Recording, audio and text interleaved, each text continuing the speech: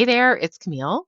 This week's business care task is a little bit more involved than the ones we've done in the past, and it has the potential to save you quite a bit of money.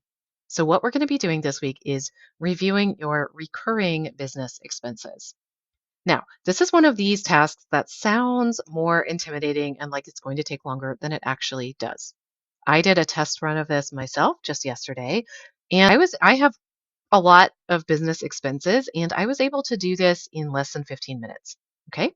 So I think you can too. Don't let yourself be intimidated. Let's walk through. Okay, step one, and this might be the hardest part for some of us.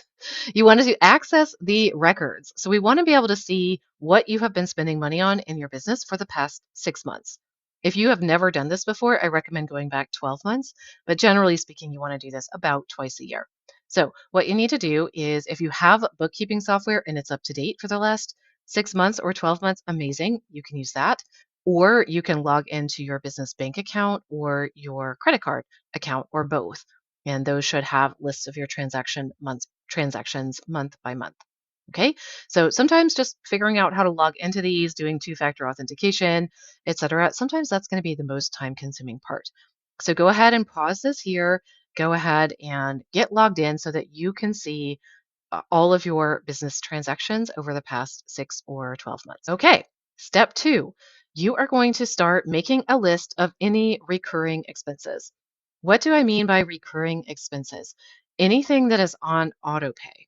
Okay, so if you are paying for something every week, every month, every year, or perhaps some other cadence and it's auto renewing, absolutely add that to your list. You are paying other things manually every month. For example, you are paying an assistant or a bookkeeper or a coach or anything like that. You can add that to your list as well. The main thing I want to make sure that you capture here is anything that is automatically getting paid on a regular. So here are some examples of things that you may be paying for. Your email service provider, oftentimes that is an annual payment if you are using a paid one. Some of them are free, so amazing. You don't have that expense.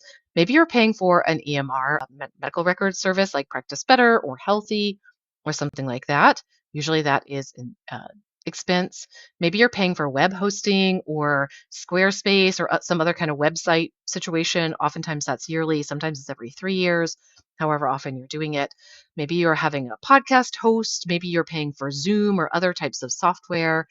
Maybe you have a membership for continuing education or for some other purpose. Maybe you are paying for, like we talked about before, bookkeeper, assistant, or any kind of software related to that, such as your bookkeeping software or tracking software, or maybe you're paying for a to-do list software, anything along those lines. Just look for any instances of things that you are regularly paying for and write them down on. So what do I mean when I say make a list? Well, this can be very straightforward. You might just take a piece of paper and as you're looking through your statements or your bookkeeping software or whatever you're looking through, every time you see something where you're like, yep, I'm paying for that regularly, you're just going to write it down. So I've done this. I took a piece of paper, I wrote down as I was going through, I just wrote down everything. I have on here like a Practice Better and my bookkeeping software and the video software that I use and podcasting stuff, and I'm paying for Office 360, etc. So I just wrote all those things down. As you are writing them down, since you have your bank statement or bookkeeping or whatever it is open, go ahead and write the cost, whether it's monthly or annual, write down how much it is that you're paying. Now, also make a note when the next renewal will be. If it's annual and you're noticing, oh, my January statement says that I paid $160 for this video software and I know it's annual, then the next time it will be due will be next January and you'll be owing $160 or whatever it is. Okay, so just make a note of that. Now, if you are somebody who likes to get fancy, you can absolutely make yourself a spreadsheet. You can put it in a Google spreadsheet or Excel or what have you. Just write it on the back of an envelope, wherever, make a Word document, whatever is easy. There's no right or wrong way to do this. I just want you to have the list. It doesn't have to be nice, doesn't have to be organized. You could just write it down. You can copy and paste whatever works for you. Okay? So that's what we're doing now. You can pause the video and go ahead and step three, probably not a surprise. Now what you're going to do is look at your list. Once you've gone back through 6 months or 12, depending on what you're doing, You're just going to look at your list. Make sure that you have looked through everything, because sometimes we accidentally paid for something from our personal account, or that one's coming from a bank draft and this one's from the credit card or whatever. So make sure you've got everything. Look through all the different places that you might have been paying for something annually or monthly related to your business. Now we're going to look at our list and we're going to categorize. Okay, what do I mean by this? It's very simple. I recommend these 3 categories. If you want to get fancier, you can. But look through these and ask yourself, does this expense fall into the category of I need this, I do not want to do business without it. It is what I consider mandatory or very important. Like it's staying, paying for this, no questions asked. Great. Mark it in some way. Maybe you put a star next to it. Maybe you highlight it in a certain color. Maybe you put it in a category. However you want to do it, doesn't matter, but just indicate somehow this I consider a core expense that is just happening. Next, you are looking for borderline. If there are things where you're like, I'm paying for that, I could live without it. I'd rather not, but for right now, I'm going to keep going. If I really had to cut down expenses, I could do without it. You go ahead and mark that. Use a different color highlighter. Use a different type of symbol next to it. Drag it around somewhere, however you're going to indicate it, but just somehow note down, "Well, this one I could probably live without." Okay, so for me, there's a couple of things like little continuing education programs that I like. They're fun. I want to keep paying for them if I can. But if things got really tight and I wasn't able to continue, I really needed to streamline things a little bit, I could absolutely cancel it. All right. Next, and this is where things get good. If there is anything that you are currently paying for that you're not using or don't need, I want you to indicate those. So again, get a different color highlighter or pen, make a little X next to it, whatever it is.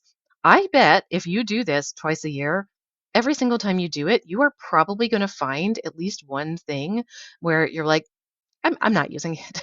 This is not necessary. Why am I still paying for this? Like I said, I do this pretty regularly, at least twice a year.